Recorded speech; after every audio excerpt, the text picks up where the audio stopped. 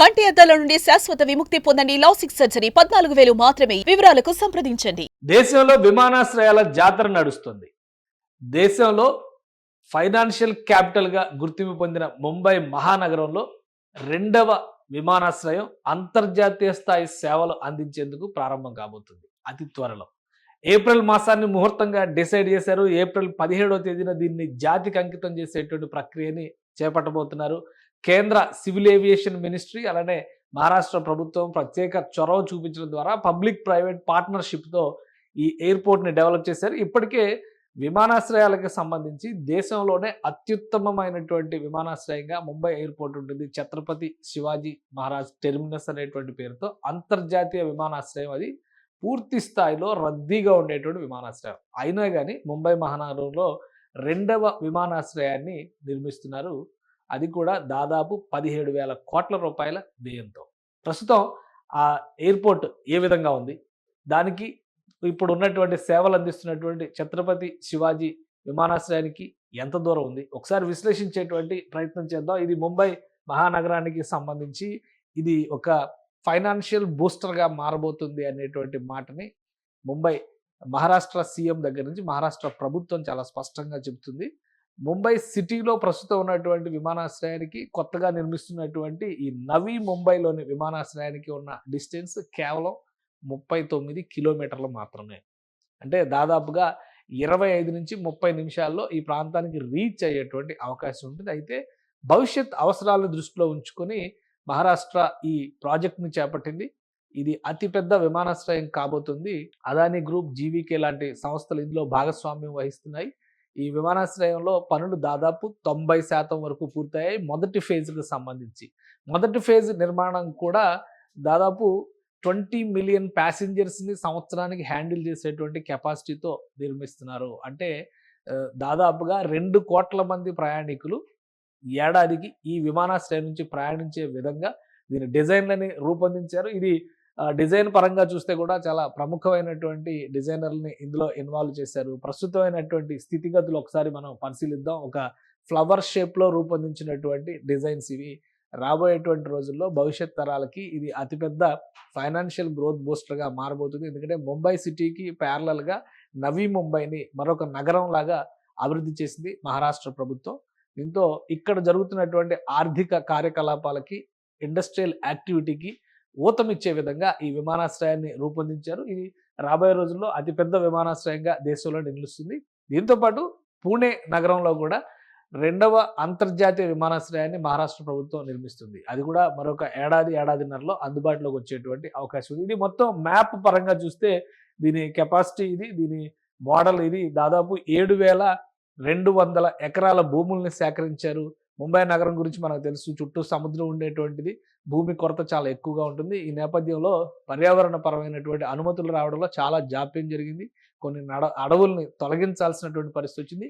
Green field ఎయిర్పోర్ట్గా దీన్ని develop చేస్తున్నారు కాబట్టి దాదాపు ఈ 7,200 ఎకరాల భూములు ఇందులో ఉపయోగించారు. ఆ భూములకి తగ్గట్టుగానే ప్రత్యేకంగా మడ ఫారెస్ట్ని తీర ప్రాంతంలో డెవలప్ చేసేటువంటి బాధ్యతను కూడా ఈ ఎయిర్పోర్ట్స్ అథారిటీ ఇప్పుడు టేకప్ చేసింది. ఇటీవల కాలంలో కేంద్ర మంత్రి రామ్మోహన్ నాయుడు పర్యటించారు మహారాష్ట్రలో. దీనికి సంబంధించినటువంటి వర్క్ ప్రోగ్రెస్ రిపోర్ట్ని, స్టేటస్ని అంచనా వేశారు. ఫైనల్ కంక్లూజన్గా ఏప్రిల్ 17వ తేదీన దీని ప్రారంభోత్సవానికి సంబంధించి ముహూర్తాన్ని నిర్ణయించారు. సో ఇది మోడల్. అయితే ఇది ఫస్ట్ ఫేజ్ కంప్లీట్ అవుతుంది. మొత్తం టోటల్ ఫుల్ ఫ్లెడ్జ్డ్గా విమానాశ్రయం అందుబాటులోకి వచ్చేసరికి దీని కెపాసిటీ సంవత్సరానికి కనీసం 20 కోట్ల మందిని హ్యాండిల్ చేసే స్థాయికి వెళ్తుంది. అందుకనే మొదటి దశ, రెండో దశ, 3 దశలుగా దీన్ని డిజైన్ చేశారు. ఈ 3 దశల్లో కూడా జాతీయ అవసరాలను దృష్టిలో పెట్టుకొని, రాబోయే రోజుల్లో ముంబైలో పెరగబోయేటువంటి రద్దీని దృష్టిలో పెట్టుకొని నవీ ముంబై ప్రాంతం మొత్తాన్ని కూడా ఒక స్పెషల్ డిజైన్తో అర్బన్ ఏరియా కింద డెవలప్ చేస్తుంది మహారాష్ట్ర ప్రభుత్వం. ఈ ఎయిర్పోర్ట్ ప్రారంభమైన తర్వాత నవీ ముంబైలో యాక్టివిటీ కూడా పెద్ద ఎత్తున పెరుగుతుందని చెప్పని ప్రభుత్వం అంచనా వేస్తుంది. ఈ నేపథ్యంలోనే డిసెంబర్ నెలలో ట్రయల్ రన్ జరిగింది. ఆల్రెడీ యుద్ధ విమానాలను కూడా ఇక్కడ ల్యాండింగ్ చేసి టెస్ట్ చేశారు ఏవియేషన్ అథారిటీ అధికారులు. అలానే టెక్నికల్గా ఉన్నటువంటి సమస్యలపైన కూడా అధ్యయనం చేశారు. ప్యాసింజర్ ఫ్లైట్స్ను కూడా ప్రత్యేకంగా ఇందులో ల్యాండ్ అయ్యే విధంగా చేసి ఓవరాల్గా రన్వే కెపాసిటీ కానీ అక్కడ కల్పించాల్సినటువంటి వసతుల విషయంలో కానీ అధ్యయనం చేశారు. ఇవన్నీ కూడా క్లియరెన్స్ వచ్చిన తర్వాత ఇటీవల డేట్ ఫిక్స్ చేశారు. ఏప్రిల్ 17వ తేదీన నవీ ముంబై ఇంటర్నేషనల్ ఎయిర్పోర్ట్ లిమిటెడ్ ఈ పేరుతోనే దీన్ని ఆపరేట్ చేస్తారు. ఇంకా ఈ ఎయిర్పోర్ట్కి ప్రత్యేకమైనటువంటి పేరు ఏమీ పెట్టలేదు. నవీ ముంబై ఇంటర్నేషనల్ ఎయిర్పోర్ట్ లిమిటెడ్ అనేటువంటి ఈ పేరుతోనే అది కంటిన్యూ అయ్యేటువంటి అవకాశం ఉంది.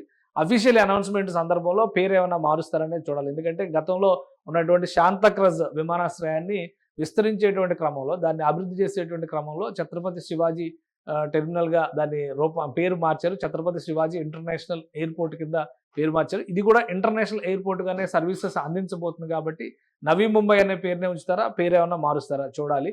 సో మొత్తం మీద ఒక నెలన్నర రోజుల్లోనే ప్రారంభోత్సవానికి కావాల్సినటువంటి ఏర్పాట్లన్నీ మహారాష్ట్ర ప్రభుత్వం చేస్తోంది.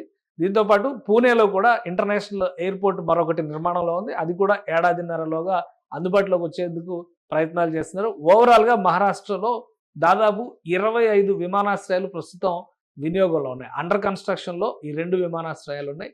20 మూతపడిన విమానాశ్రయాల జాబితాలో కూడా మరొక 3 లెక్క కనిపిస్తుంది. అంటే దాదాపుగా 30 విమానాశ్రయాలు మహారాష్ట్ర ఒక్క రాష్ట్రంలోనే ఉన్నాయి. ఈ 25 విమానాశ్రయాల్లో కూడా ఫ్లయింగ్ స్కూల్స్కి సంబంధించినవి, డిఫెన్స్కి సంబంధించినటువంటివి కూడా ఉన్నాయి. అలానే సివిల్ ఏవియేషన్కి సంబంధించినటువంటి విమానాశ్రయాలు, ప్రైవేట్ విమానాశ్రయాలు కూడా ఈ జాబితాలో ఉన్నాయి. సో రాబోయే రోజుల్లో మహారాష్ట్రలో పెద్ద ఎత్తున ఆర్థిక కార్యకలాపాలు జరిగేటువంటి క్రమంలో ఎకానమీ బూస్ట్లో భాగంగా రాబోయేటువంటి రోజుల్లో జరగబోయేటువంటి ఆర్థిక అభివృద్ధిలో విమానాశ్రయం కూడా ముఖ్య పాత్ర పోషిస్తుందని చెప్పని అక్కడ ప్రభుత్వం భావిస్తుంది. ఇండియా ట్రిలియన్స్ ఎకానమీలోకి వెళ్ళాలంటే, పవర్ఫుల్ నేషన్స్లో 3rd పొజిషన్లోకి వెళ్ళాలంటే అందులో కీ పొజిషన్, ముఖ్యమైనటువంటి పాత్ర మహారాష్ట్రదే అనేటువంటి విషయంలో మహారాష్ట్ర ప్రభుత్వం బలంగా నమ్ముతుంది. అందుకే ఆర్థిక అవసరాలతో పాటు ముంబైని మోడర్నైజ్ చేసేటువంటి ప్రణాళికల్ని పెద్ద ఎత్తున చేపడుతుంది. అందులో భాగంగానే నవీ ముంబైలో ఈ ఇంటర్నేషనల్ ఎయిర్పోర్ట్ని అందుబాటులోకి తీసుకొచ్చే విధంగా ప్రణాళికల్ని సిద్ధం చేశారు. దాదాపు 2 దశాబ్దాల కలగా దీన్ని చెప్పాల్సి ఉంటుంది. 2 దశాబ్దాలుగా దీనికోసం ప్రయత్నం జరిగింది. చివరికి 2018లో ప్రధానమంత్రి నరేంద్ర మోడీ దీనికి శంకుస్థాపన చేశారు. ఆ తర్వాత భూసేకరణకే 3 సంవత్సరాల సమయం పట్టింది. 2021లో పనులు ప్రారంభించి ఇప్పుడు 25లో ప్రారంభోత్సవానికి నవీ ముంబై ఇంటర్నేషనల్ ఎయిర్పోర్ట్ రెడీ అవుతుంది. సుమన్ టీవీలో మీ పర్సనల్ అండ్ బిజినెస్ ప్రమోషన్స్ కోసం కింది నెంబర్కి కాంటాక్ట్ చేయండి.